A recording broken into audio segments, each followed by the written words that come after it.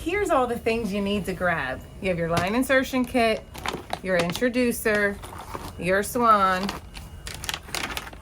your bifurcated pressure tubing, pressure bag, and saline to go with. And then you should also grab a couple of sterile flushes as well as a couple of 3-way stopcocks.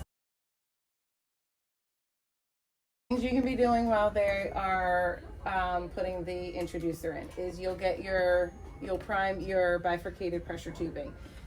You will get all the air out of your saline bag. Make sure this is unclamped.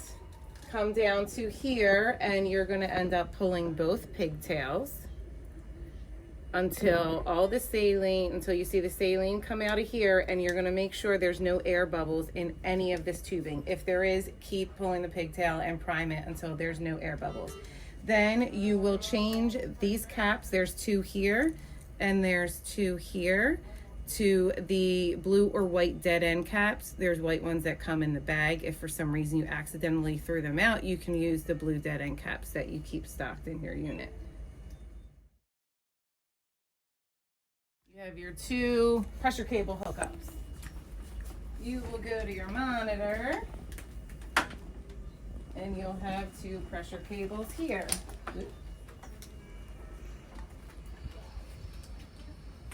All right. You will attach one to your PA. PA is yellow, CVP is blue. Always, always, always.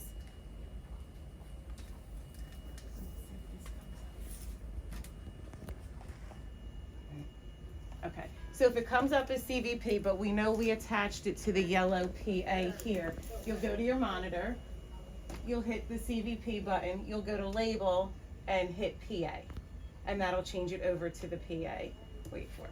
Once you have that connected, you should be leveling this right now, however the patient is in the bed, to their phlebostatic axis. Then you will, just like an A-line, turn it off to the patient, even though it's not attached to the patient yet. Off to the patient, open to air, come to the monitor, hit 0.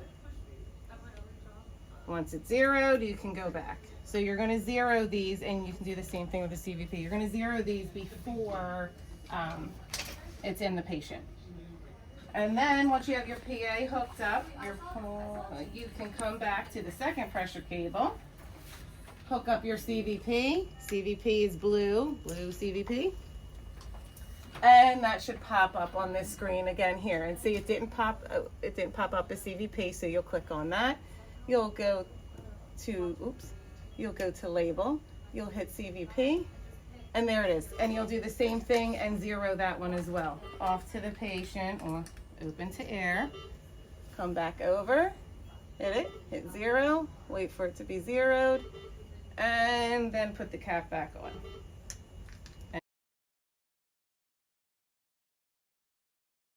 So now they're about to float the Swan. You will want to drop a sterile flush onto their sterile field. Pretend this is sterile. And you'll want to drop a 3-way stopcock as well onto their sterile field. Okay.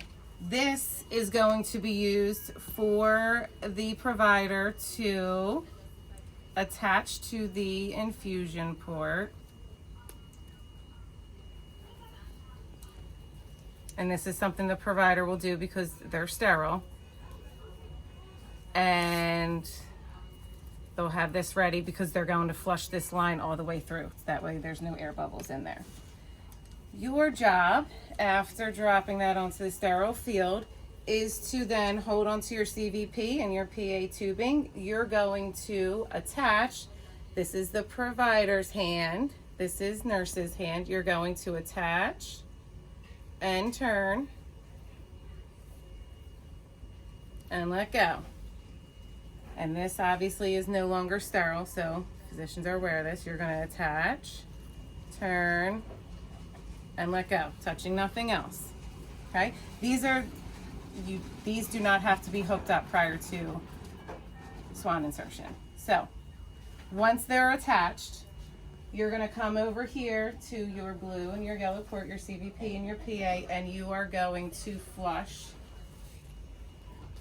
this all the way through. I don't know if it's coming through. Yep. You see the water coming out? Reason for doing this is you want to ensure there's absolutely no air in this entire system. Okay? And the provider will flush that through.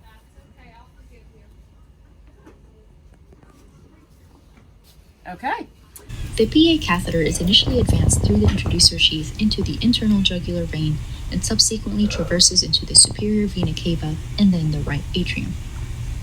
At this point, the monitor will demonstrate a central venous pressure, or CVP waveform, which consists of 5 phases, 3 peaks and 2 troughs. In order of appearance, the A wave corresponds to atrial contraction. The C wave corresponds to movement of the tricuspid valve into the right atrium during isovolumic ventricular contraction. The X descent corresponds to atrial relaxation. The V wave corresponds to systolic filling of the atrium. And the Y descent corresponds to early ventricular filling. Here, the balloon is inflated and the catheter is advanced with each heartbeat. As the catheter traverses the tricuspid valve, right ventricular pressures will be measured and will appear on the monitor as a marked increase in systolic pressure. A right ventricular waveform is seen with a steep systolic slope. As the catheters advance further, the PA catheter will then float across the pulmonary valve into the pulmonary artery, displaying a PAP waveform. In comparison to the right ventricular pressure waveform, there's an increase in diastolic pressure, also known as the diastolic step-up, when the catheter is in the pulmonary artery.